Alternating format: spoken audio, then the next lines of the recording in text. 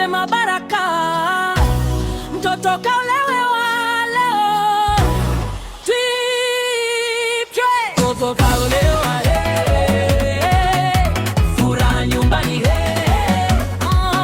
Mungu kabariki ndoa hii, mapenzi yadumu milele. Shangilia, piga vigelegele, siku ya baraka imefika. Cheza baba, mtoto kaolewa leo. Alilelewa kwa upendo mwingi, leo anaingia maisha mapya. Mungu mbele yao ataongoza, nyumba yao ijazwe amani.